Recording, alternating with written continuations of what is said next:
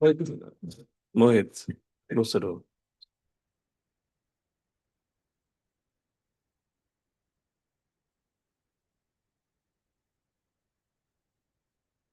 Hare Krishna. Okay, sound is coming in. Hare Krishna. Hare Krishna. Sound is not good. Pradyumna. इसने इसका बांसुरी treble छेड़ा है. Hare Krishna. Welcome everyone for today's Bhagavatam class. Let's offer praise together. Om Namo Bhagavate Vasudevaya.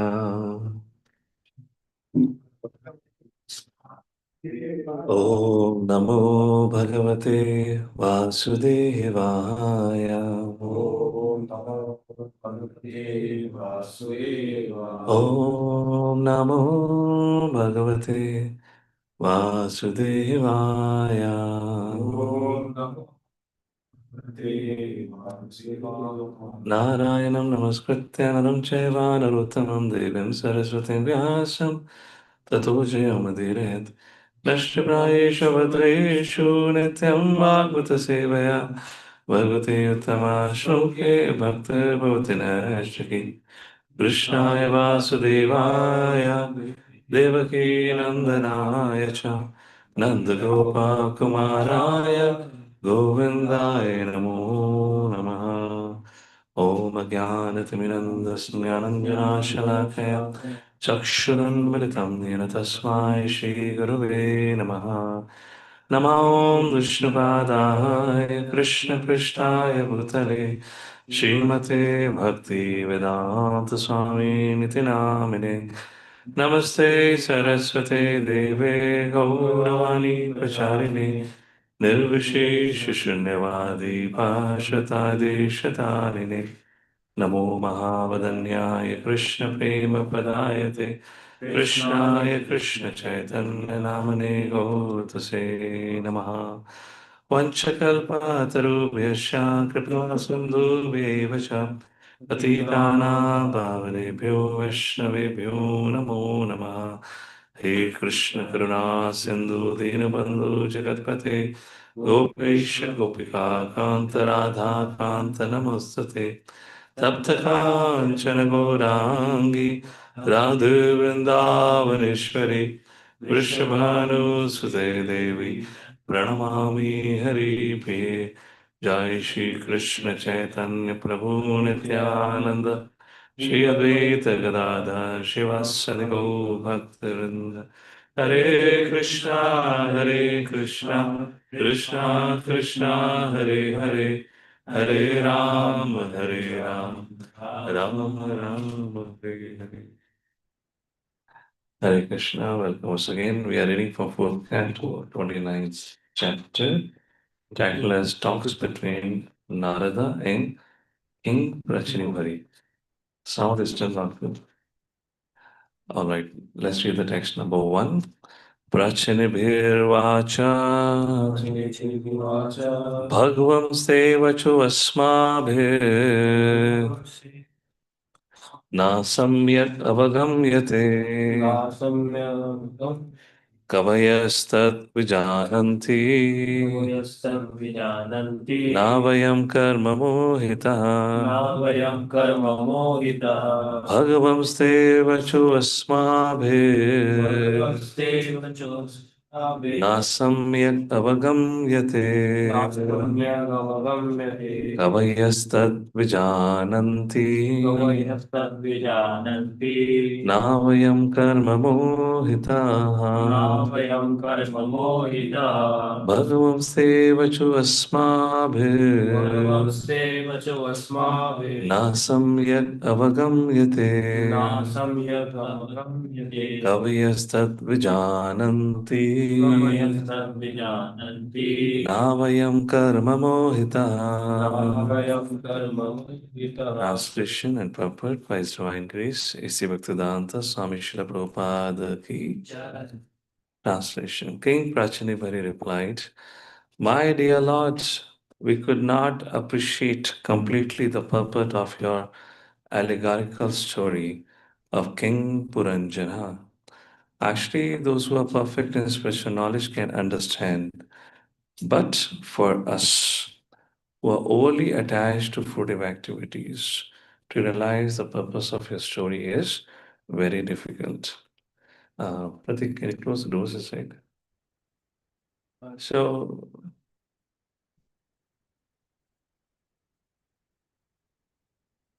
what was I saying?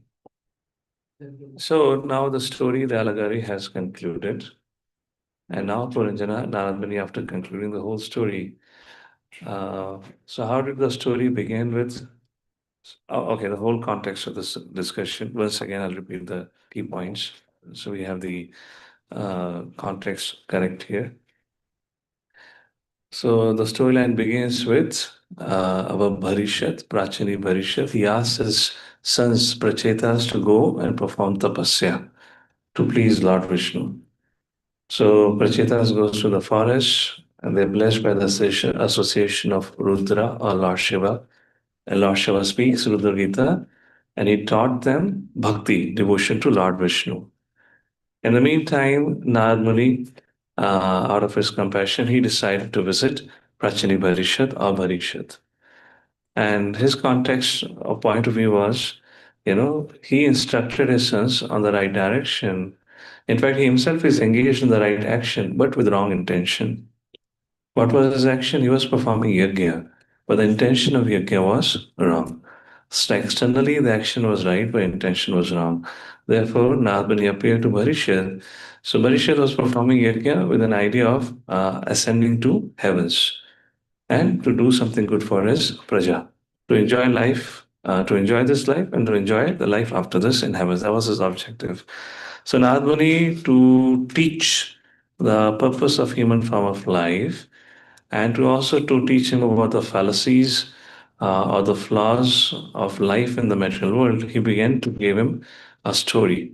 He said, once upon a time, the story of Puranjana, who was wandering all over the world and who finally settled down in a place called Bharatvash, and he became the king of the city of Nine Gates.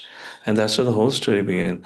And then during the course of the story, a lot of characters were introduced. Puranjani, I mean, no, we're just calling her Puranjani. It was not called as Puranjani. Like you have the word Pandit and Panditaini, like Puranjan becomes Puranjani. So his wife Puranjani. So characters were introduced.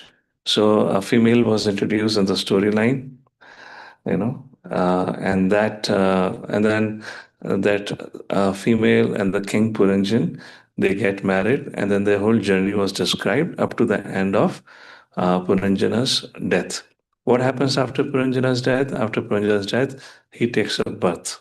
Then the story of rebirth is described. He takes a birth as, huh? Yeah, as a lady, as a Vaidharbi. Why he takes a birth as a female? Nalmari says because he was absorbed thinking about his wife, Puranjani. So therefore he took a birth as a woman. However, to her good fortune in the next life, or his good fortune, Vaidharbi got married to Malaya Dhwaj, who was a great devotee of the Lord, or eventually became a great devotee of the Lord. And finally, their story was described and Malayadhwaj just he dies as a course of life in this world, and then this. Can you keep the door closed, please? Don't leave it open. Sound will come from all over the place. What was I saying? And then, yeah, the Vaidharbi, then she began to repent or she began to cry because Malayadhwaj was in the forest. He had already renounced the kingdom. Along with him, Vaidharbi also went.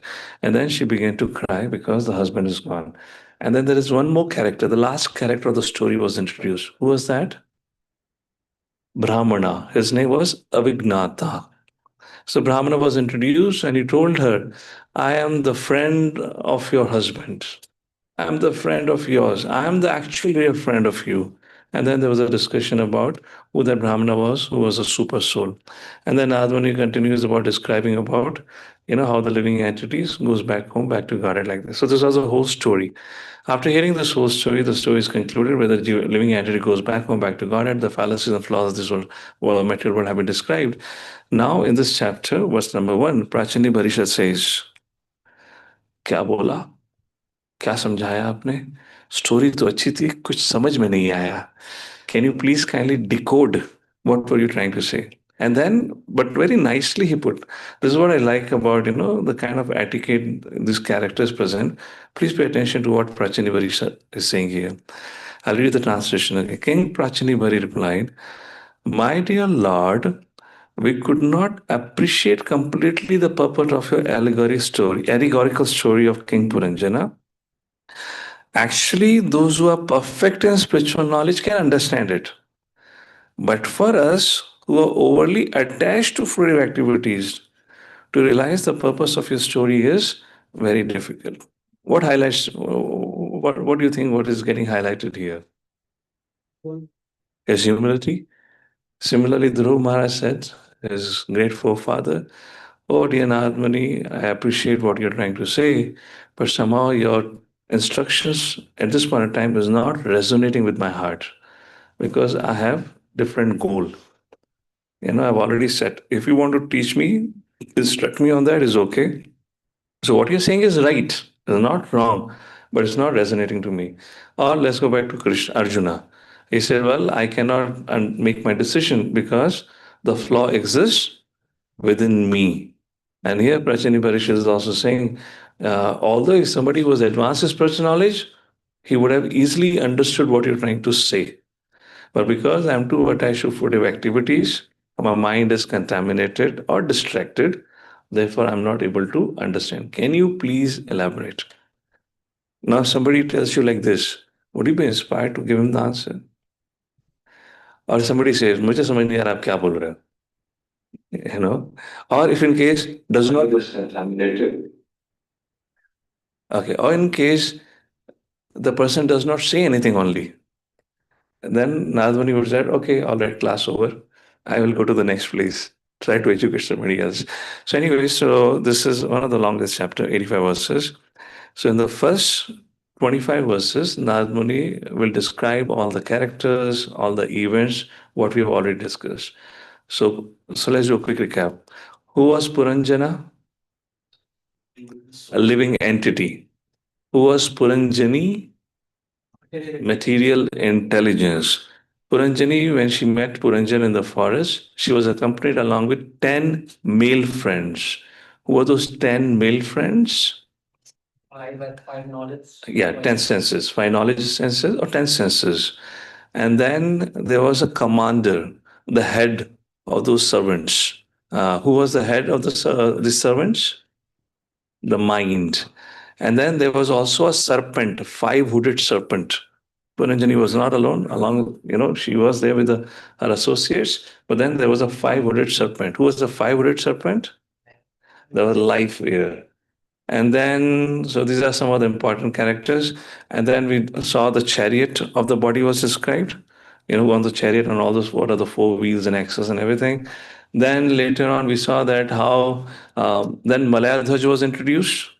And then Maladhaj was attacked by, no, no, Maladhaj, Puranjana was attacked by, what was the name? The old age? Huh? Chandavik, yeah, Chandavik and Kalakanya. Who was Chandavik? Brother of Pajwar. Yeah, correct. Good, you remember, you written it. You remember it. Difficult one. But who was Chandavik?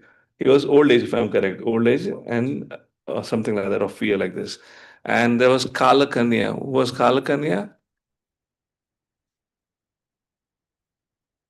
Kalkanya was old age or something like that. It was a fear, something like that. So it's complicated analogy like that. So these are the characters. So these are the characters decoded in the first 25 verses.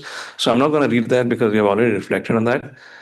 Let's go from 26 verse onward. After describing all these characters, now Nadmani begins to speak. Why did he say all this thing? And this is for our relevance now. Text number 26 onwards.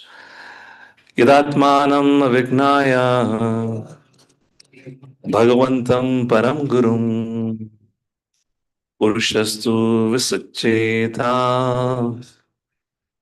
Guneshu Prakriti Swadra Gunabhimani Satada Karamani Gurute Avashaha Shuklam Krishnam Lohitam Va Yatha Karma Vijayate. So from here, now you'll begin to give lessons. What was this allegory meant for?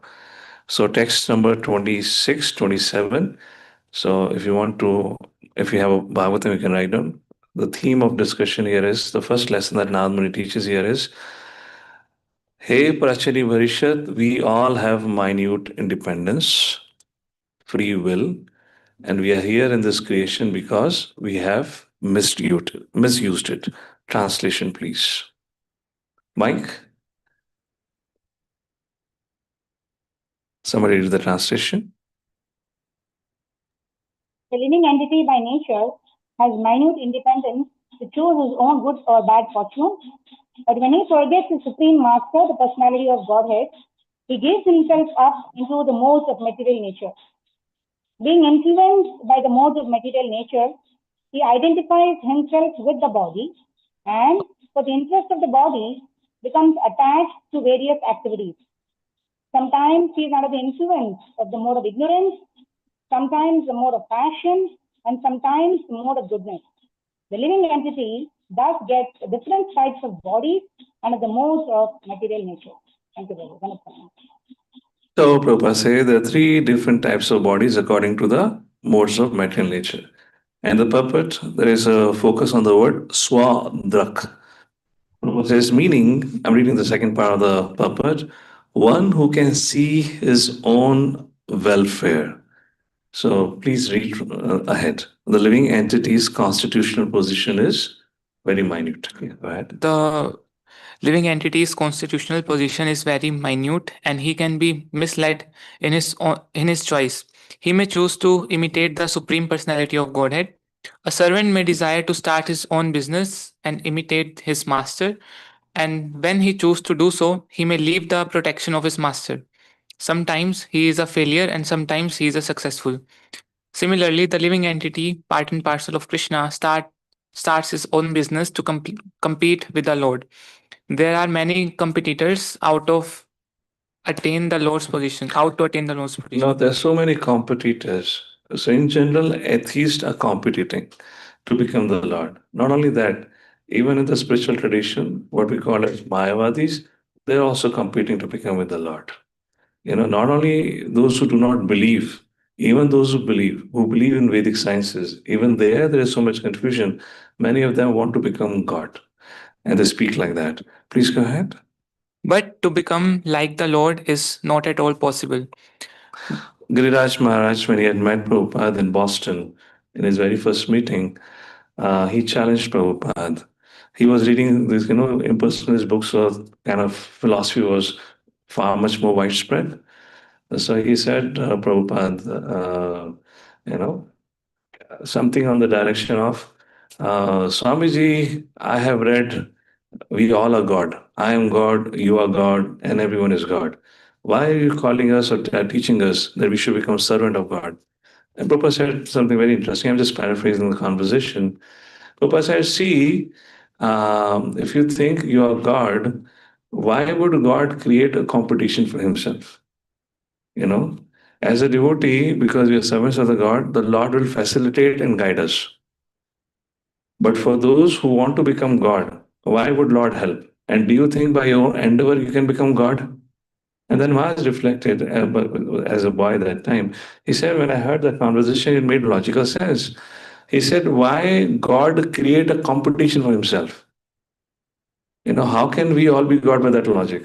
And if we say our origin is Lord, then why would Lord create a competition? And that's how he said he began his journey. So anyways, that's the point here. So the point of this particular first thing that Nārada is saying, we are here in this world because somewhere we misused our free will. So point of reflection is, okay, mistake is made, but what are we doing today and what are we planning to do in the future? How can we make sure this minute independence which is given to us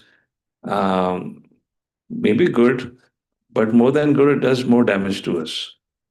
Just like Krishna says at the end of Bhagavad Gita, Arjuna, yatha ichchasi tatha kuru. I just want everyone to reflect on this.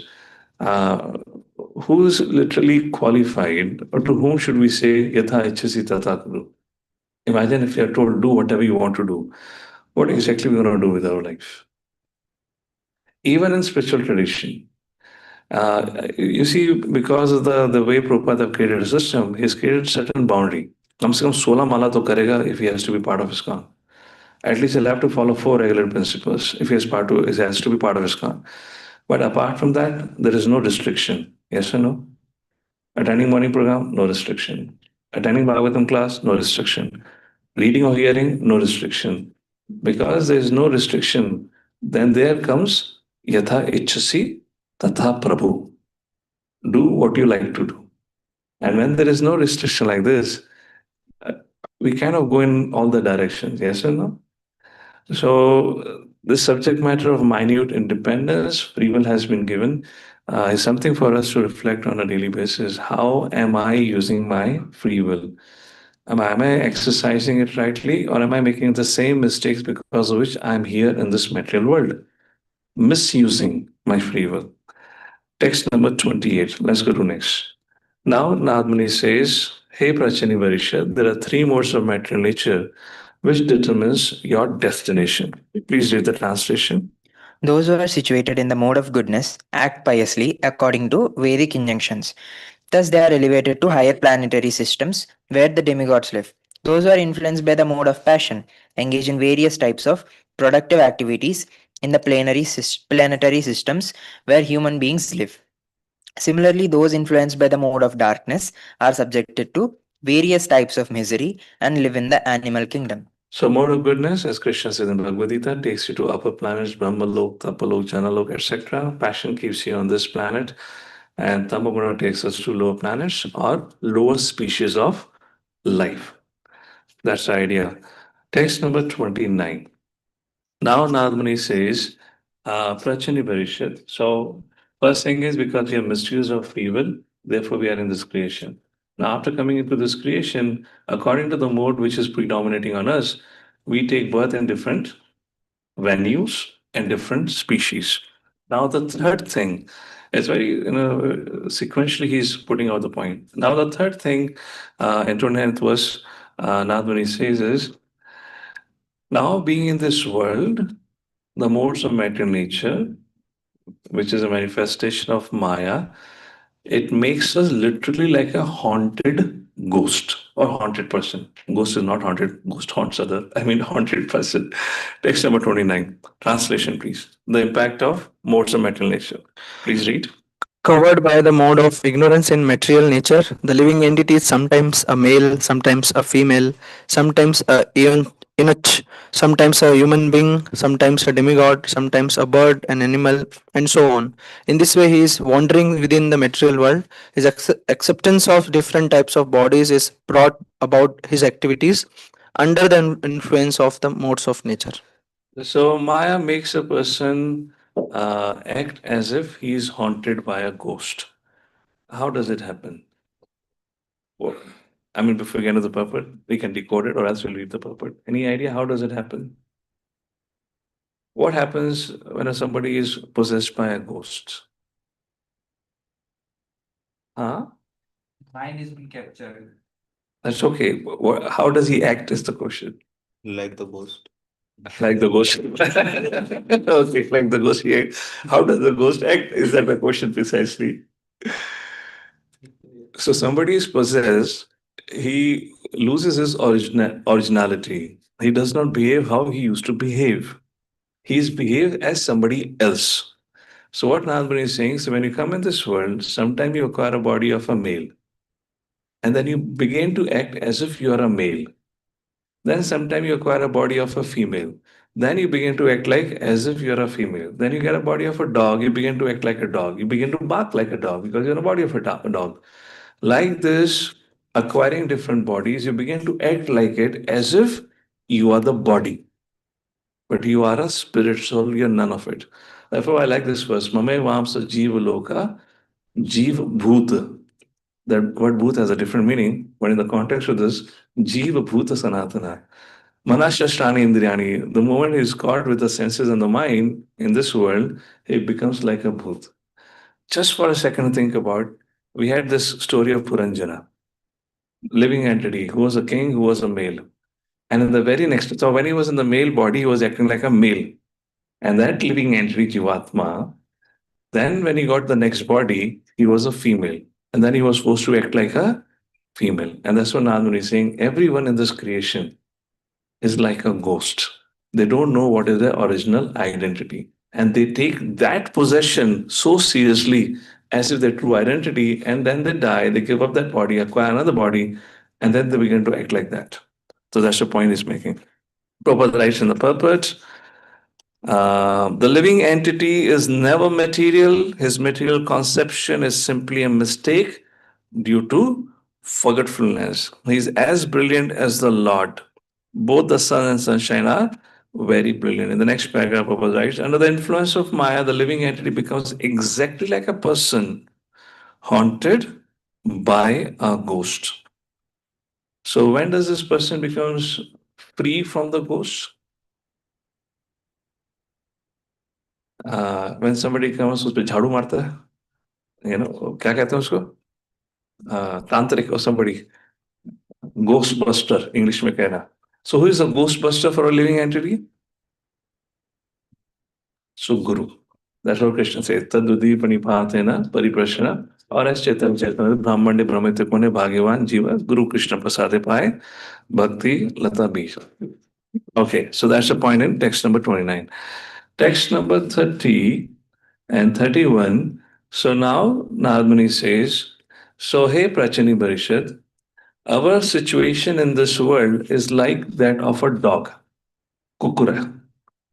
So we are like a dog. Why it is dog? Sometime, Prabhupada gives an example, quoting an example in America, sometime a dog has a master who is very rich.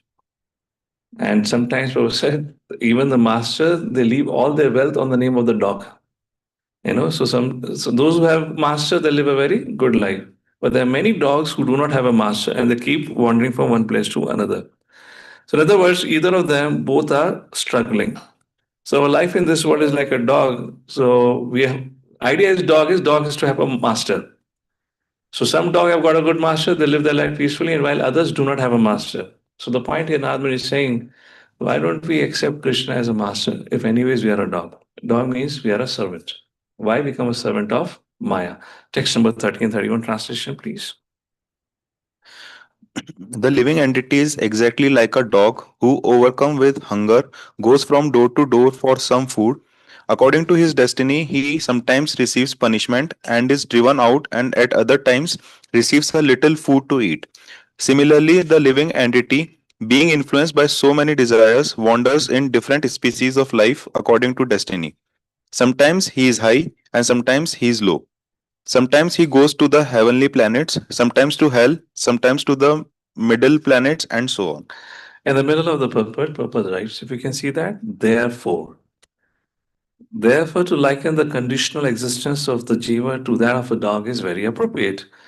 And then Prabhupada says, an intelligent human being, however, can understand that if he has to live the life of a dog, he had best become Krishna's dog. And then Prabhupada quotes Srila Bhaktivinoda Thakur, who has sung, Vaishnava Thakura Tumara Kukura Baliya Janaha More. In this way, Bhaktivinoda Thakur offers to become a Vaishnava's dog. A dog always keeps himself at his master's door and does not allow any person unfavorable to the master to enter. This will be very encouraging for the dog lovers who anyways are bound to become dog in the next life. So, okay. So this is how he says about, we are wandering like a dog in this material world. Then text number 32, now Nādmuni says, so therefore, Prācīnabarhi, stop struggling. Accept your karma and focus your energy on Krishna. Don't try to fight with your destiny. Accept what is happening. Rather focus your energy on Krishna. Text number 32.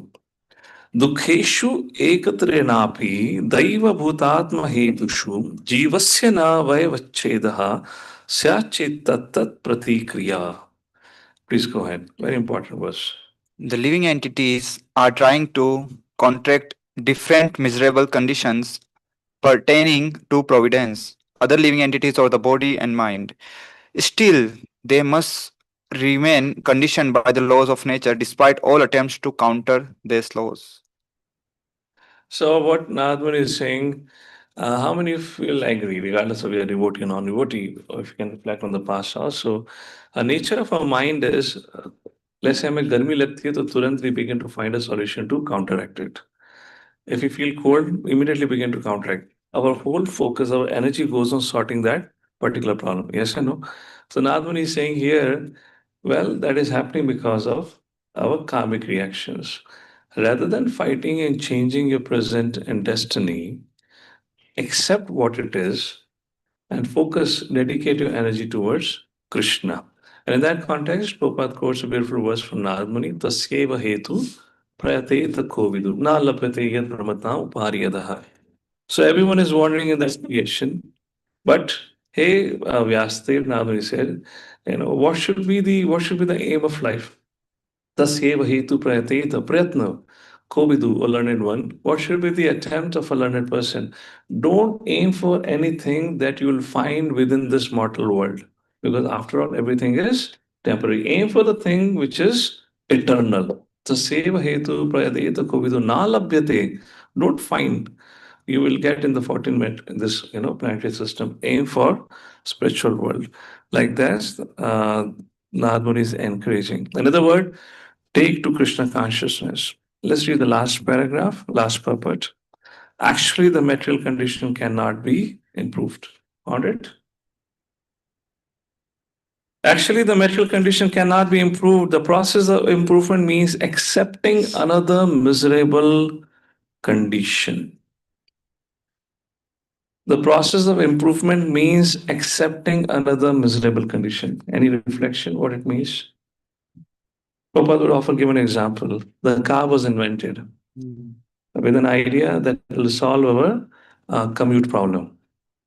And what it created? Another problem. And that's a famous statement came.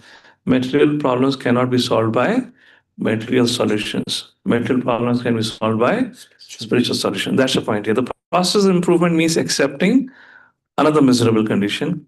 However, if we endeavor to improve our Krishna consciousness, the distresses of material life will disappear without extraneous endeavor. Krishna therefore promises Kanteha pratijanihi name vakta pranashyati. So what is the focus of this verse is Nādman is trying to say, through this verse, is trying to remind us what is our focus or where is our focus? Are we trying to focus on cultivating Krishna consciousness or are we trying to just alleviate whatever challenges we are facing in the present? How many of you would agree time and again if we have a little disconnect from Vaishnava Sangha? And one simple example is, let's say you're visiting home and now you're not getting to regularly hear or read and you're getting to hear a lot of the conversation. How many of you agree after a few days, our focus gets distracted? We kind of again get caught up into the same conversation. So this is something which we need to remind. So Nātman is saying here, don't pay attention to the temporary inconveniences. If we try to sort out one temporary inconvenience, it will create another inconvenience. Why don't you focus your energy on cultivating Krishna consciousness? And these are the conclusion of the allegory here. Text number 33. Please read the translation. A man may carry a burden on his head, and when he feels it be too heavy, he sometimes gives relief to his head by putting the burden on his shoulder. So lesson number 6, text number 33. Shifting burdens is not progress. Shifting burden is not progress. Prabhupada would give the example of how one old lady was carrying a log of wood on her shoulder, and because she couldn't carry the weight, it fell from her shoulder, and the king was passing by. She requested for help from the king, and the king said, "Yes, please tell me what can I do for you." She said, "Can you please lift this log of wood and put on my other shoulder?" And then Prabhupada made a point. She could have asked anything to the king. She could have asked the king, can you please carry the log over to my home? Or she asked, can you please shift burden from this shoulder to another shoulder? That is the point which is mentioned here. So Prabhupada writes at the end of the paper, the conclusion is that the process, found it? Yes, Prabhuji. Please read out. The conclusion is that the processes we manufacture to counteract or minimize our distresses do not actually put an end to our pains. It is all simply illusion. We simply place the burden from the head to the shoulder. The only real way we can minimize our problems is to surrender unto Supreme Personality of Godhead and give ourselves up to His protection. The Lord, being all powerful, can make arrangements to mitigate our painful life in material existence. And Prabhupada in the purport quotes an example of automobile here. So what was our lesson here is shifting burden is not a progress, which means progress in material civilization is simply shifting burdens. Progress in material civilization is simply shifting burdens. We wanted to sort out the problem of commute, we got cars, we created a problem of pollution. We wanted to have a better communication, we got smartphones, which created a problem of addiction and whatnot. So we are shifting problems, shifting burden from one shoulder to another. That's either the material problems cannot be solved by material solutions. Better tolerate the material inconvenience. Now, this is a very important point. Oftentimes, this question comes in the mind of, at least for the beginners, if our culture and our Sanskriti was so advanced, then why didn't we invented all these things? Why all these modern amenities have to be invented in Europe? Why didn't we had it? If you say we had Brahmanas, we had Panditas, we had scholars, we had great personality, Ramanujacharya, Madhvacharya, and whatnot, was so learned and everything, then why didn't we had enough people here doing things in material advancement? What is your reflection on that? Yes, Prabhu? Go ahead, Shyam. Mike, please. What I've heard is people were situated in the mode of goodness and they were content and satisfied with whatever they were having, and they were not up to material advancement because they knew the goal of life is to attain the Supreme Personality of Godhead and go back to Godhead. Okay. What else? Yes, please go ahead. So same point. First of all, they were clear about the aim. Secondly, they were in mode of ignorance, and these things increases passion and ignorance. They were in goodness. Sorry, they were in mode of goodness. I was like, did I hear wrong? Yeah. Okay. So these things leads to passion and ignorance, and they were very well aware of it. So that's why they worded that. Okay. What else? Anything else? I mean, scriptures, they had every knowledge available, but somehow they didn't use it for doing a material advancement. Knowing the fact, the more they get engaged with matter, the more passion and ignorance would arise. I have not read it in my readings of Mahabharata, but I heard it from one devotee, so I'll just quote it. I'm not really sure if that's there, but it could be in one of the versions of Mahabharata. It is said when Arjuna had burnt Khandava 1, and then Mayasura had come, Mayadana had come asking for shelter, and then Lord Shri Krishna said to Arjuna, give shelter like that. And then in response to that, out of gratitude, Mayasur or Mayadana wanted to help. So it is said, this devotee was making a point, that he had offered Arjuna to teach him this material skills, technological advancement. So therefore, there Lord Shri Krishna interjected. He said, no, Arjuna doesn't need this. And actually Mahabharata does say that is added, that it was Lord Shri Krishna who suggested, because you're Maya, so you build beautiful palaces. Why don't you build the Sabha Mahal? And that's how he went ahead and built it.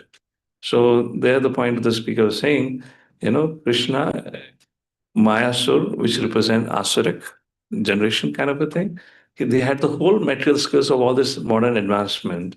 But Lord Krishna said, no, we don't need it. What we have is sufficient like that. So that's the point.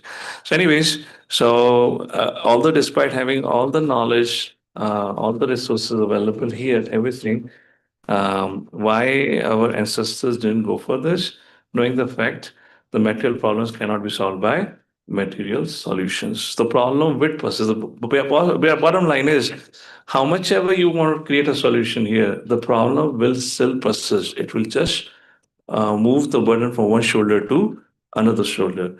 And rather, it further complicates. We get more entangled. And that's the state of our current society. That's where we are.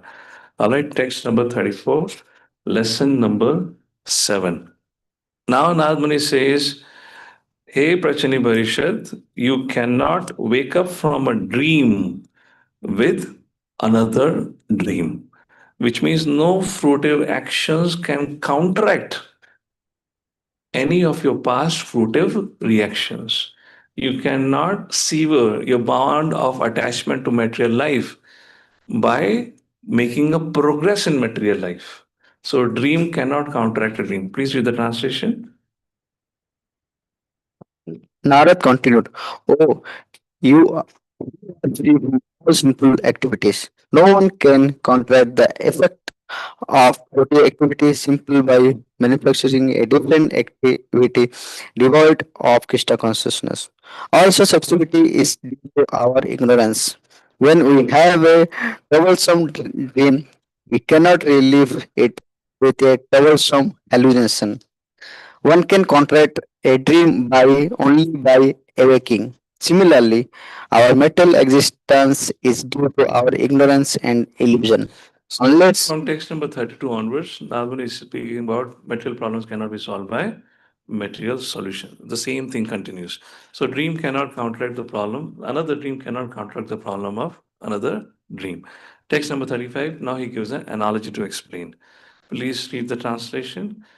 Sometimes we suffer because we see a tiger in a dream or a snake in a vision, but actually there is neither a tiger nor a snake. Thus, we create some situation in a subtle form and suffer the consequences. These sufferings cannot be mitigated unless we are awakened from our dream. So, very interesting point. This concept of dream repeats many times. So, he's saying sometimes we suffer because we see a tiger in a dream or a snake in a vision. I had a experiential understanding of it while I was a student in those days and back in America. So, there were three devotees who were staying. So, I used to sleep on the floor, and two devotees used to sleep on the bed. We had just recently moved in together. And within you, one devotee had this old habit or nature that he will see some wild dreams in the night and he will act. So he saw in the dream he is a deer and he's being chased by a tiger. And the tiger had pounced on him. And to defend himself, he started fighting with the tiger. And who unfortunately got beaten down there in actuality was the devotee who was sleeping next to him. He started beating him. And this devotee was screaming. And these are the standard American beds, which means once you enter the bed, you literally need two people to pull you out. You know, those which literally pushes you in. So this devotee was screaming at the top of his voice, and this devotee was so much in a deep of sleep, he had no idea. I woke up, I switched on the light, and this devotee was screaming. You know, everyone is in deep sleep. And finally, we woke him up. He woke up as if nothing happened. He said, What happened? Why did you guys woke me up? He said, Don't you see what you did to him? And then he said, Oh, sorry. I was seeing in a dream that I've been attacked by the tiger. Therefore, I was trying to defend myself. So, anyways, bro, again, the same thing. Sometimes we suffer because we see a tiger, but actually, there is neither a tiger or a snake. So, many times acharyas compare our current life that we are living that to a dream. How it is compared to a dream. When we go to our sleep, we may see acquiring different bodies or different situations. And when we wake up, neither those bodies exist nor those situation exists. Similarly, when we will change this body, acquire a new body, then when it's just like waking up. And when we get new body, we don't remember anything of the past life. So like that, acharyas compare the current life that to of a dream. Now, if it is a dream, which means it's not factual, not false, it is not factual, it is not permanent. If it is temporary in that way, so what they're trying to say here is, why take it so seriously? Why make it so serious? And for all of us as a practicing devotees, all right, wherever we are in a situation, why take certain things seriously? Somebody said this to me, somebody behaved like this to me. For us, if it is not material attachments that distract us, but for us, sometimes little if and but in the relationship becomes a big bottleneck. Yes or no? That becomes a huge burden on the head and they distract us. How many of you have experienced somebody said something or somebody didn't behave nicely or whatever it is, and your whole japa is spoiled thinking about that person? How that person said this to me? How many of you have that experience? I've had it too. We all would have had it. So all these years after I remember once I was having this situation, uh, another devotee in ashram had written something on the notice board and he had put my name also. So it was something about saying that these devotees are not having much engagements in temples, so they should take up some service. And I was already running this project, this service over here, so I became a little upset. I said, "Why he had to put my name publicly? If you wanted, he could have talked to me and whatnot." And once you get a little agitated, now the nature of the mind is वो पता नहीं कहाँ से पुराने इतिहासों को खोजने लगता है. देखो उस भक्त ने उस दिन भी ऐसा कहा था, ऐसा करा था, ऐसा देखा था. And next morning now my head was aching.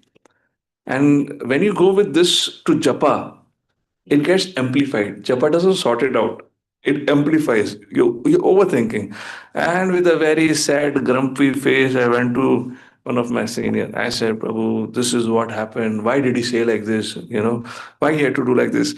And he laughed. And he laughed. Royally laughed. He said, are you crazy? I said, what? You are laughing? I'm so miserable. You're laughing. He said, this is utterly foolish. I said, why? He said, just go talk to him and sort it out. Find out why he did it. Maybe he didn't had any intention. Maybe it was just as a manager, he was preparing a list. He might have included a name. If you talk to him and tell him, he may remove the name. And then I thought, yeah, you know why? That was better actually. I could have actually gone and talked to him, sorted it out.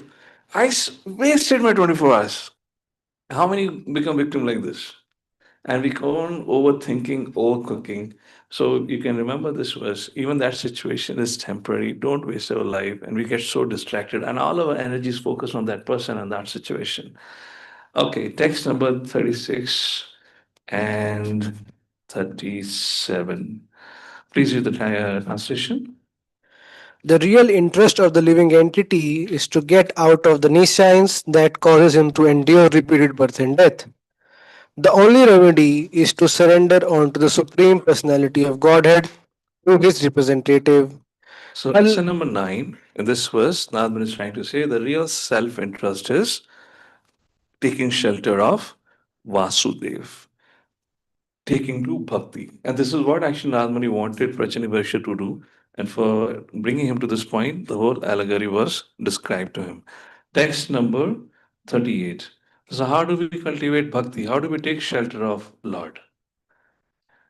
When Krishna says in Bhagavad Gita, Sarva dharman parityaja mam ekam sharanam vraja, take my shelter. But he does not precisely say how to take shelter. So how would you take shelter of the Lord? He says, Sarva dharma parityaja mam ekam sharanam vraja. But he does not say precisely how to take shelter. From the basis of Bhagavad Gita, what would you like to quote? Where Krishna says, okay, do this to take my shelter. Guess? One verse before. Man mana bhavat bhakto madhyaji. Man mana bhava mad bhakto madhyaji. So still, what activity do you get from it? Engaged mind, that has been already discussed in the 6th chapter, that is impossible to do. So that doesn't work out. What else? Man mana bhava mad bhakto. Become my devotee, that's also abstract. How do you become my devotee? Patram pushpam phalam tuyam yome bhakti. Okay, if I'll offer fruit, flower, that seems still abstract. Man mana bhava mad bhakto. Madhyaji mam namaskaru. Okay, offer obeisances. Still, okay, offer obeisances. It still seem abstract. Is that enough? He did not precisely define still. Anything else? Or does it give you precise action? How to become bhakta? This so everyone is doing. I mean, I remember in my house always there used to be an offering. We never became a devotee. We always went to temple. How many of you before coming to Krishna used to go to temple and offer pranam? How many of you used to do? Most of us did it. None of us became a devotee. So man mana bhava mad bhakto, man is out of question right now. Man mana bhava mat yaji mam namaskaru. That's not giving a precise action. Mam ekam sharanam vraja. And to me exclusively. Yes? Tad vidhi pranipatena. Okay, take shelter of Guru. What else? So that portion which has not been... Okay, Shravana Kirtanam. Yeah, thank you for that. So that question has not been precisely answered in Gita, but that question has been answered in Srimad Bhagavatam again and again, and the same question has been answered here. Question was answered in the prayers of Mother Kunti, where Mother Kunti says, "Why does Krishna appears?" And she says also, Arhani Shavanam. She says, Lord appears. Why does the Lord takes incarnation? What she said is the same thing what Yamaraj says in the sixth canto. The idea is to cultivate hearing about Krishna. How do we cultivate bhakti? Through Shavanam. How did you all become devotees of the Lord? The first thing and the thing that you're doing today also, and you'll continue to do is hearing. So that's text number 38, where Krishna says, where Nārada says, so how do we cultivate bhakti? So he says, so acharad eva rajashe syat achyuta katha ashraya. Take shelter of katha. Shanvata shadhanasya nityada syat adhiyataha. And this has been constant theme in Srimad Bhagavatam. Shavanam, Shavanam. Please read the translation. O best of kings, one who is faithful, who is always hearing the glories of the Supreme Personality of Godhead, who is always engaged in the culture of Krishna consciousness and in hearing of Lord's activities, very soon become eligible to see the Supreme Personality of Godhead. Achirad. Achirad means very soon. So one can have darshan of the Lord through the process of hearing. So Prācīnabarhi, what you need to do is you got to hear every day about the Lord. Purpose writes in the last line of the purpose, simply by hearing of the glories of the Lord, one is elevated to the transcendental position. And therefore, there is so much emphasis in Prabhupada's purpose about how to hear, from whom to hear. So that's a question for all of you, particularly for those who are Bhakti Vaibhav students.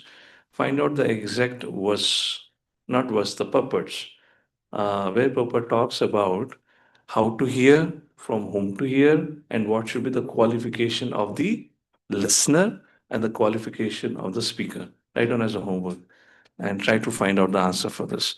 You'll find many links, hints to this in the first canto, second chapter. All right, next lesson. So, become devotee of the Lord. How to become devotee of the Lord? Cultivate hearing, hear about the Lord. What to do next? Do this in sadhu sangha. Very sequentially, therefore I'm kind of giving you lesson, so it's easy to remember. So what to do? Don't do it alone. Hey, Prācīnabarhi, this has been said in Satya Yoga. Do it in sadhu sangha. Please read next translation. My dear king, in the place where pure devotees live, following the rules and regulations and thus purely conscious and engaged with great eagerness in hearing and chanting the glories of the Supreme Personality. In that place, if one gets chance to hear the constant flow of nectar, which is exactly like the waves of a river, one will forget the necessities of life, namely hunger and thirst, and become immune to all kinds of fear, lamentation, and illusion. And this is another thing which is repeated. Sata prasanga mama virya samvido. Third canto and all together, everywhere. Hear it in the association of the devotees. And what is the prayers of the devotees to the Lord? Please give me association of the devotees. So after saying take shelter of the Lord, how to take shelter of the Lord?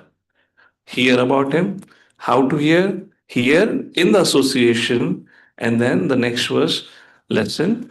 Now Nārada Muni would warn, do not attempt to do Nirjan Bhajan. Lesson number 12, Nirjan Bhajan is dangerous for neophytes. Text number 41, please. Because the conditioned soul is always disturbed by the bodily necessities such as hunger and thirst, he has very little time to cultivate attachment to hearing the nectarian words of the Supreme Personality of Godhead. Please read the purport. Very nice purport. Unless one is associated with devotees, he cannot cultivate Krishna consciousness, Nirjana Bhajana. Cultivating Krishna consciousness in solitary place is not possible for the neophyte, for he will be disturbed by the bodily necessities, eating, sleeping, mating, and defending. Being so disturbed, one cannot cultivate Krishna consciousness. We therefore see that devotees known as Sahajiya, who make everything very easy, do not associate with advanced devotees.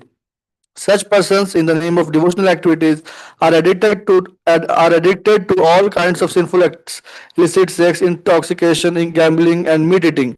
There are many so-called devotees passing themselves off as devotees while engaging in these sinful activities. In other words, one who is influenced by sinful activity cannot be accepted as a person in Krishna consciousness. A person addicted to sinful life cannot develop Krishna consciousness as indicated in this verse. So when in Bhakti Rasamrita Sindhu, when Srila Rupa Goswami is talking about the 64 items, all of you, those who have done Bhakti Shastri or read Bhakti Rasamrita Sindhu, you notice he says Kirtan and he also says Sankirtan. And then Prabhupada describes what it means. There is japa, and the three things were mentioned. So when it was described Sankirtan, then Prabhupada mentioned why, if there is already Kirtan, why Sankirtan is mentioned? When we say what gift Sri Chaitanya Mahaprabhu came to give us, what do we say? We say he came to give us the gift of Harinam Sankirtan, Sankirtan, Harinam Sankirtan. We never say he came to give us the gift of Kirtan. What is Sankirtan means? And that's what Prabhupada emphasized in that elaboration. Sankirtan means what Nādmuni just said was prior, coming together in the association of devotees. So make a little exercise. Draw two columns, Nirjan Bhajan and Sankirtan. What are the opportunities and what are the ways devotees can, get involved in Nirjan Bhajan, which needs to be turned into Sankirtan? What other things could be? Just let's take a look at it.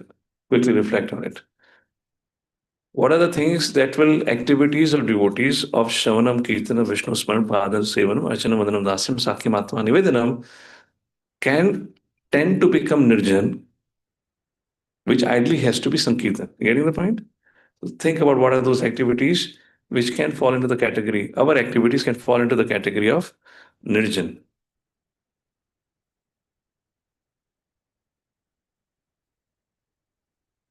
So that we have some clarity and then we move it. Yes, go ahead.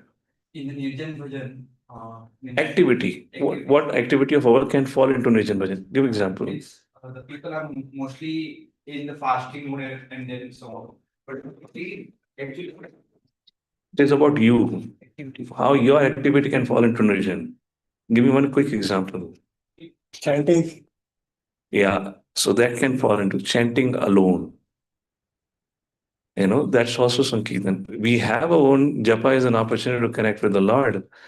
But our japa, the quality of japa will improve a lot. I believe all of you would have an experience if we chant along with devotees. And if we sit in an orderly way. We're just sitting haphazard everywhere. There is also all the together, but not being together. Let's say we sit in circle together. If we create that now, that creates a tremendous impact on our consciousness. I often notice when I chant now, most of the devotees are dozing off. Maybe just because they slept late or whatnot. All these problems can go away if you sit in circle. So just to tell you something about the science of energy, how energy functions. So you will notice we generally don't pay attention to this, but ideally we should talk about it briefly, but I'll make a point to it. Now, have you noticed in Yoga Mudra, always this has been described as this. What is the importance of closing the finger? If you can sit like this. If it is about sitting with a straight back, then why this first? Second, why we have to sit on asana, not on the ground? If you say the idea of yoga posture is about having an erect back, so that our mind intelligence can be all aligned, body could be aligned, and we can be more focused, then what is the purpose of having an asana? And second thing, what is the purpose? I could sit like this also. What is the purpose of closing the finger? Yes?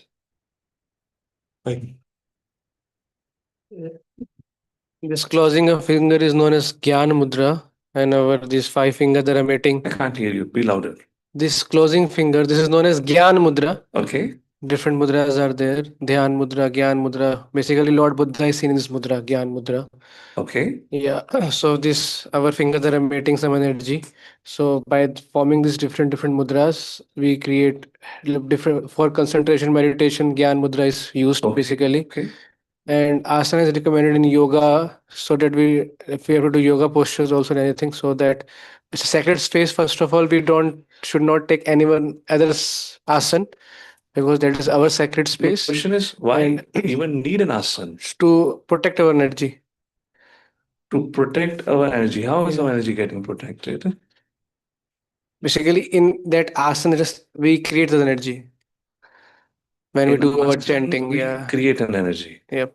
I mean, if you sit on the ground, we can create an energy, same place. Same asana has to be used again and again. Okay, you're close to it. So what happens is we are energy, we're emitting energy. Krishna calls us energy, we're energy. So first simple thing is when we do this, when we're doing japa, the energy is being created. The energy is moving like this. When we do this, we do not allow the energy to get released. We allow the energy to keep circulating within us. And that elevates the consciousness. The moment we open it, then energy gets released, first thing. Second thing, why we sit on asana? Because if you sit directly on the ground, then body becomes grounded. You understand the concept grounded. And then again, energy loses out. Third thing, when we are sitting, generally we are not supposed to put feet on the ground. Because how do you establish ground connection with the earth? Through putting your feet. If your feet touches the ground, then whole energy will go away. So therefore, to prevent that, we put asana. For those who can sit in Padmasana where their both feet are above the thighs, they don't necessarily need an asana. Their thighs or the lower part of the body itself becomes an asana because now that is not touching the ground. So for most of us can't do it or we are not able to do it. So therefore the asana is needed or some sitting place. In that also is best if you have your asana. We don't talk about all this thing because otherwise imagine in the temple or everyone is coming with asana. This happens a lot in the yoga circles because they have the understanding of it.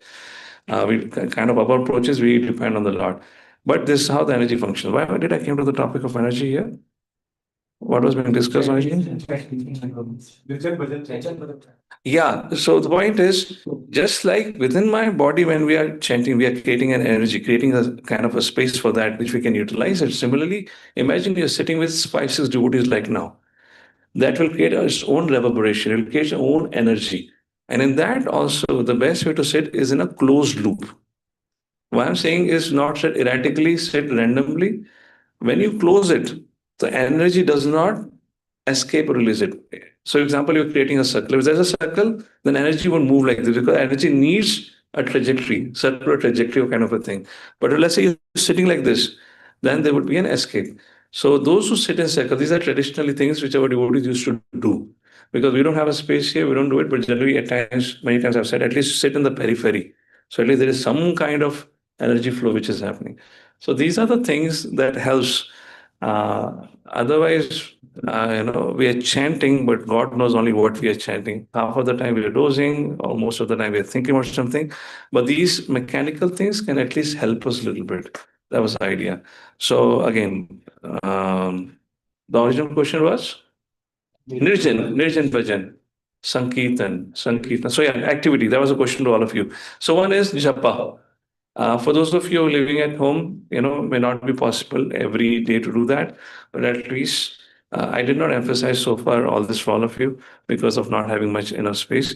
But at least we should try to come together and chant once in a week. And when I came back from last year from my Middle East trip, I told you how you create your own sanghas. Congregation can create sangha and congregation can come together. It's very important. And if that's not possible, even that is not possible, then at least come over Zoom.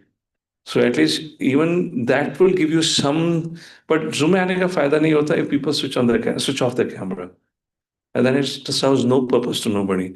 If you're coming on Zoom, then switch on the camera so everybody can see, then at least seeing others being chanting sincerely will get inspired.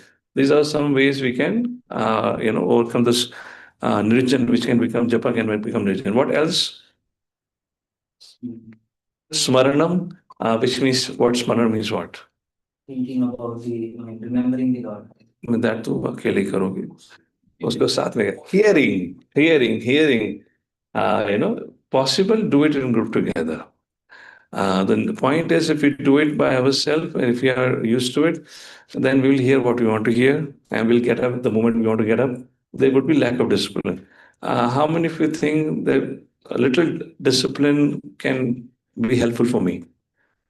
If a little bit additional discipline is needed, so we all have that issue, like that. Okay, hearing, what else? Huh? Reading together. Reading, how it can be made meaningful is you can have your reading, but discussion could be together. So these are things which you can, at least in the Kanishta stage, Neophyte stage, this is important. So at least you can that way check your understanding, what you're understanding. And therefore we create a lot of reading groups. All these years in involvement, most of you might be running some reading group. Come together and read. How many of you agree? If I read by myself, I could read faster than reading in the group. Yes, but the problem is I may not read only. So that's another side of it. So with reading, with hearing, with chanting, anything else which can become religion? Prasadam. So if you see in our culture, everything has been emphasized to do it together because it creates. And therefore, there is a culture where devotees serve out prasadam. Our culture was not buffet system.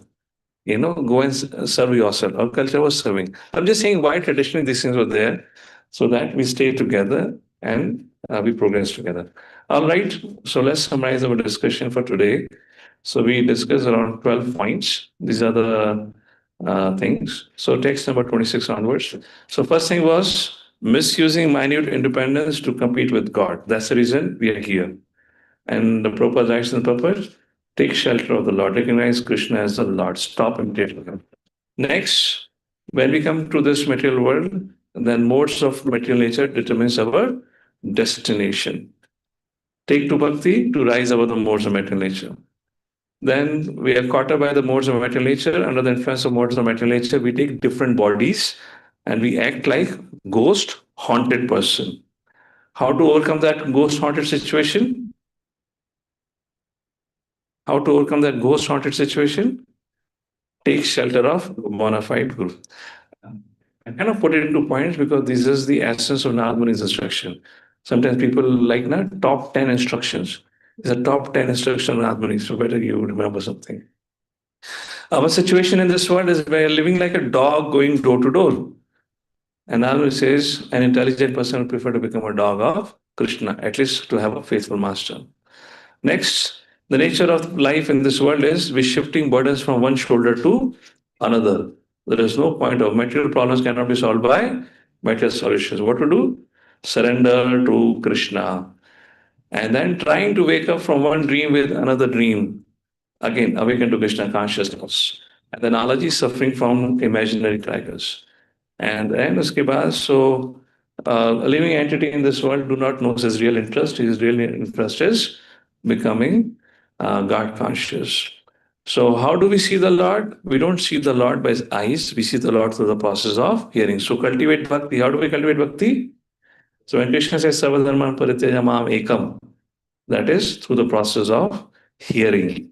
That's about hearing. And then next, what to do hearing? Don't do hearing alone. Do it in the sadhu sangha. Because when you're in the association of sadhu sangha, you will not pay much attention to bodily needs.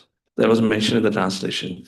Otherwise, when we're doing by ourselves, we'll very easily get distracted by thirst and hunger. And then do not attempt to do Nirjan Bhajan. The dangers of Nirjan Bhajan are described in text number 41. So here this set of lessons ends. On text number 42 on we will see tomorrow. Nārada Muni will further continue the discussion now about engaging in devotional life. All right, so these are the how many 12 instructions on Nārada Muni, if I'm correct? There are 12 instructions on Nārada Muni about what to do. 12 instructions for anyone who's caught up in this material creation. So with that, we'll pause. We'll read tomorrow from text number 42. Let's read the translation so we have an idea what's going to happen tomorrow. Somebody read out the translation, please. The most powerful Lord Brahma, the father of all progenitors, Lord Shiva, Manu, Daksha, and other rulers of humankind. The four saintly first-class brahmacharis headed by Shanak and Sanatan, the great Puris, great sages Marichi, Atri, Angira, Pulastya, Pulaha, Kratu, Bhrigu, and Vashishta, and my humble self Narad are all stalwart Brahmanas who can speak authoritatively on Vedic literature. We are very powerful because of austerities, meditation, and education. Nonetheless, even after inquiring about the Supreme Personality of Godhead, whom we always see, we do not know perfectly about him. Perfect. So now we'll speak about how we can actually know about the Lord. Although we are perfect in our austerity and knowledge, yet we do not fully understand Lord. So now the discussion will be we can only know Lord by His mercy. And that will be the next course of discussion. So we'll pause here. Anyone has any comment or anything? We can, or else we'll pause here for today. Jaguru Srila Prabhupada ki Jai. Any quick reflection? In the sense, any take home, let's say one or two take home message. How does Sarvadharman Parityaja means in practical action? Mom Ekam Sharanam Raja. What does it mean? Mom, take my shelter. What does it mean?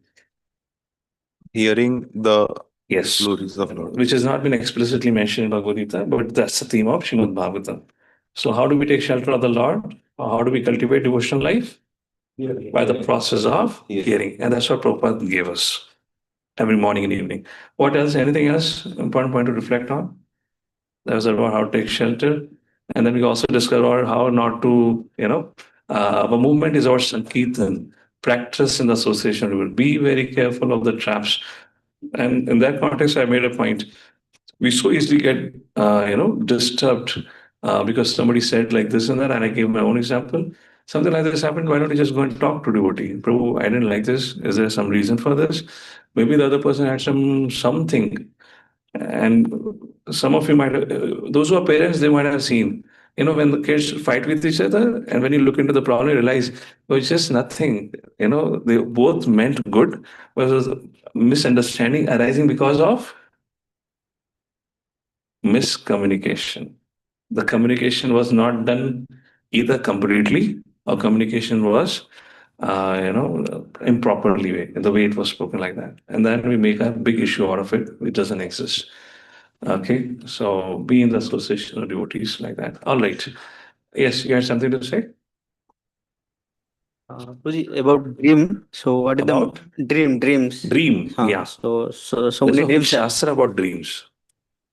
So what Shastra says about dreams? Because is past karmas or past activities store our mind and how it is. What Shastra says about dream is as follows. When we go out to sleep, there are 5 stages of sleep. When you go out to sleep, particularly in deep slumber, that's the time our subconscious mind becomes active. And things of the past come to the surface. So 2 things happens. So we either remember something of the past, or else by the grace of the Paramatma, we are sometimes shown something of the future. So therefore, there is a whole shastra that talks about if you see this, it's an indication what's going to happen to you in the future. Let's say if you see, I'll give you one example. Let's say if somebody sees angry monkeys in his sleep, that means Hanumanji is angry from him. This other talks about. There are many things. Let's say somebody says a lot of snakes or biting by the snake. It has its own meaning. Now, why we don't discuss about it? The reason is this scriptures were discussing about the situation of the time when we were not so much absorbed in matter. At the age of information, you might be seeing angry monkey because you maybe saw some movies about monkey. And therefore you're dreaming about monkeys. You might be seeing some serpent because you might saw some serpent and in the movies, things like that. So our dreams today is very difficult to decode exactly what's happening. So there are 2 things once again in dreams. First, Suddenly how it happens, maybe because karmic reaction, whatnot, that's not described, but you enter your subconscious mind, and it's just like, mind intelligence is something which has accompanied us always. And everything keeps getting added on top of it. Suddenly in sleep, we are able to access some deeper level of mind, and some memory from the past is pulled out to the surface, and then you dream about it. So what you're dreaming about is not necessarily dream, is a past life experience that have come into the forefront. That is one thing. And second thing is, Paramatma have given some inspiration what you dream about to become forewarned about the future. So this is how it happens. Okay? All right. Hare Krishna Yeah. Prabhu, can Who I ask? has a question? Yeah, please go ahead. Who Yeah, is speaking? Prabhuji, so Prabhuji, Little Shyam volume. Vallabi. Those who are getting late for the office, I guess we are over time. You are welcome to leave. Yes, go Shyam ahead. Vallabi here, Prabhuji. Yes, mother. I can hear you now. Okay. So, Prabhuji, thank you very much for the class. And this reminds me of what His Holiness Adanas Maharaj says that, do not take material life seriously. Just So, one little more volume. Whether you have the maximum volume? Yeah, yeah, please. I have We full can. volume. Yeah, better now. Yes, go ahead. So I was saying, Prabhuji, this reminds me of, the discussion that we had of Radhanath Maharaj's famous sentence or quote that, do not take material life seriously, that he keeps on saying in his talk. Yeah. Correct. I learned it from So, Maharaj only. Thank you for that. Yeah. so yes, so Prabhuji, my query or my thing was that uh, it must be your experience also that people come to you and they know they must be talking about so many material problems they have, and when we tell them about all these things that do not take material life seriously and things like that, it becomes very difficult for people to accept it because of maybe they are attached too much to their material life, or because the issue, the things. So, Prabhuji, how can we help people around, and how can we help ourselves also? Because it's true for us also that because of our attachment to things, sometimes it becomes difficult to take material life not seriously. So when it is about helping others, um, it's all dependent on what in terms of what's their practice and how long they have been practicing. Let's say somebody is new to Krishna consciousness and he comes. I saying to him, don't take material life seriously would not make any sense to him. In Yes. fact, he might find it impractical, may go away. So my solution to would be, let's sort it out. Let's see what we can do. And I do get involved into the lives of people like that. If it's even a medical help, financially have to be connected to somebody or whatever, whatever we can sort it out for that person at that point of time, because he's not in that situation to really take shelter of the Lord, because that faith has not developed. Well, those who have been around for several years, and if I see it's like, kind of a repeated thing for them, then somewhere sooner or later, I'll put my feet down and I'll be very blunt with them. You have to stop taking your material life seriously, because you're in the same loop with the different circumstances. And you're kind of repeating yourself. How long will you gonna do that? So now you got to stop taking your material life seriously. Now start taking Krishna seriously. Because now for him, sitting and sorting out his problems is not the solution. It's not going to work. Because point is, physically there is a tremendous limitation at my end or for anyone else for that reason to solve out everyone's material problem. It's just not going to happen. We can't do that. Ultimately, everyone has to learn to fly their own plane. And even if after all this thing, the person doesn't changes, then I maintain a distance. Okay. That's the third thing. I don't get involved because there's just no point. They are still in the same consciousness. They're not willing to change because change has to come from within. They have to act on it. Yes. If they're not willing to act on it, I have no solution for that, because 2 months ago they had this problem, they have this problem, 2 months later they'll have again problem. We are not here to solve material problems. That is not our job description. Our job description to help them grow in spiritual life. I'm not here for that purpose. And those who solve material problems, they charge heavily. You go to doctor, you go to lawyer, you go to psychologist, they charge heavily.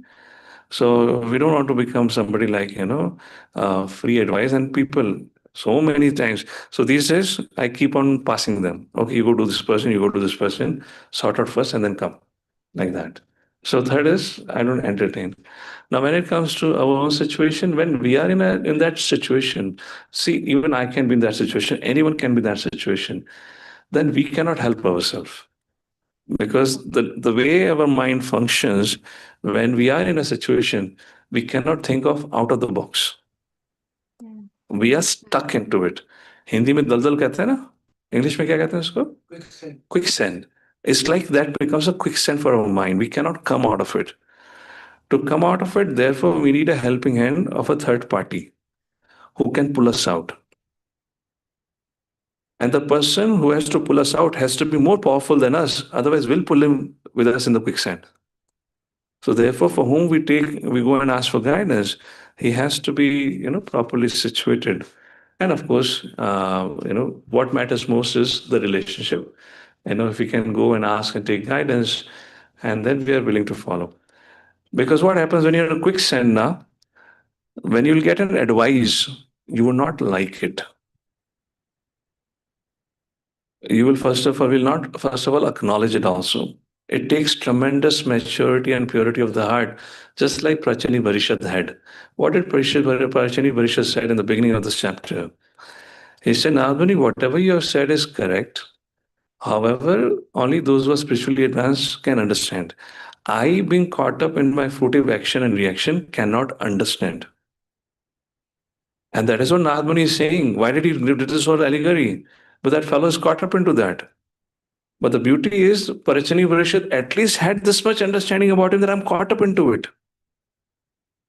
Therefore, Nārada can begin the discussion, straight about, how living entity becomes victim and whatnot. Otherwise, discussion would have begun with, first of all, Prācīnabarhi, you understand, you are in a trouble. And Prācīnabarhi, in our case, like we do, we would have never agreed I'm in a quicksand.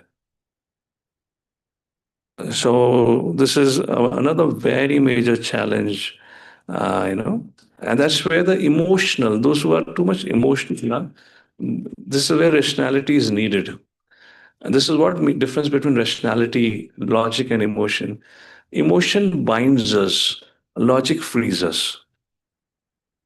Emotion binds us to our feelings, to our opinion. Logic makes us open, more broad-minded. Yeah, logic means whatever is logical will follow, regardless of I am correct or not. But when we are emotionally driven, there's no question of who is correct. Even if I'm correct, but it has to be this way. So these are different kind of mindset. I kind of forgot the question also. So I hope I answered the question. Okay? Yes, Prabhu. Yes, Prabhu. Yes, Prabhu. Yes. Thank you very much. Yeah. All right. Thank you. Yes. But can we close the door? Thank you, Prabhu. Very wonderful, very interesting discussions as always. Prabhuji, I was just thinking, okay, just to add to. There is some network issue. Just give me 1 second, Prabhu. Hare Krishna, Hare Krishna. Actually, having an extra second after. Am I audible, Prabhu? Hare Krishna. Having an extra second after having a 20 minutes overtime lecture will sound as a punishment to everyone. So, yeah, looks like there are not of network issues. Mother, you can send a message to Pradimna Prabhu, or else tomorrow we can take your question. We'll begin with that. You can just send your question to Pradimna Prabhu. So we'll pause here today. All right. So there's some network issues, and we are anyways over time. Thank you. Jai Guru Srila Prabhupada ki jai.